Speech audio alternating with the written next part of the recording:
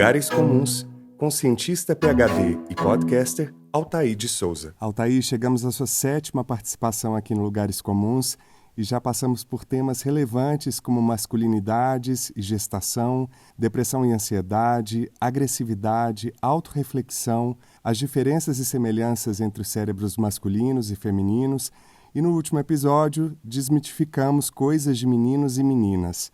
E agora queremos saber, existe um padrão externo que define o grau de masculinidade de um homem? O quanto a aparência influencia nisso e por quê?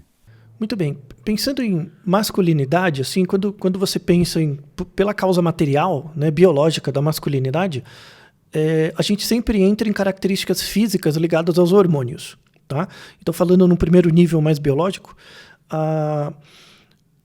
as características sexuais secundárias que são relacionadas com o desenvolvimento da maturidade reprodutiva em homens acontecem no período da puberdade, né, que aí a gente chama de masculinização, sobretudo pelo efeito da testosterona, e você tem crescimento de pelo, aumento da massa muscular, né, crescimento de pelos no rosto, né, inclusive, e por aí vai, entre outras características. Essas são causas materiais da masculinidade, mas a masculinidade não se resume a isso, né?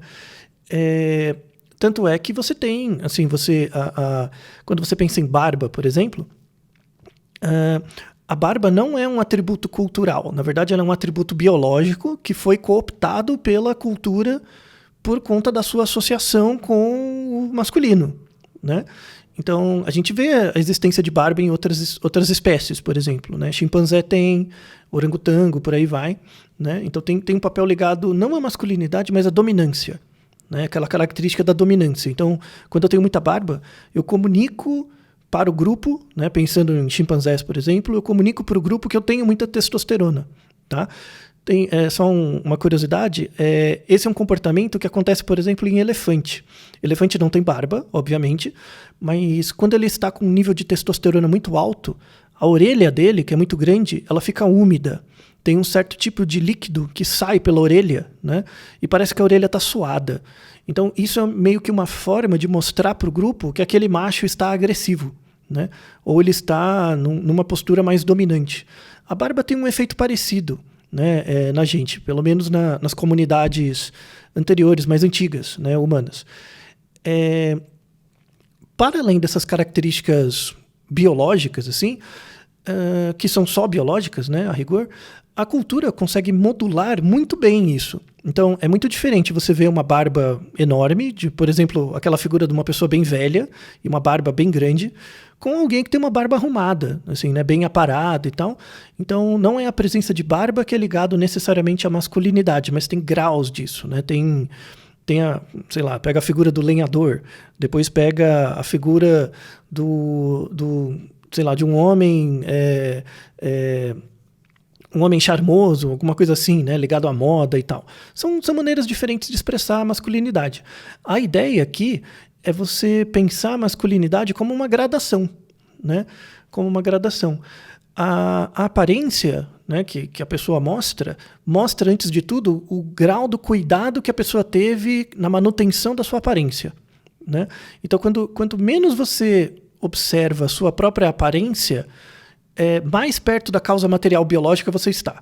Quanto mais tempo você investe na sua aparência, maior é o peso cultural que você está imprimindo na utilização dos traços de masculinidade para algum uso social, né?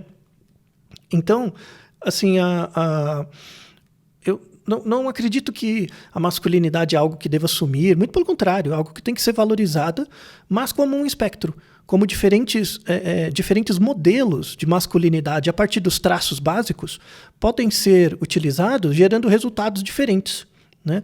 E isso depende muito da autoobservação da pessoa que tem esses traços, né? Então, por exemplo, se você tem barba, como que você trabalha com isso? Como que você utiliza, né? Que tipo de comportamento você quer mostrar com a presença desse símbolo, por exemplo, do rosto? Ou compleição física, né? Ou cabelo, ou o que quer que seja. Tá?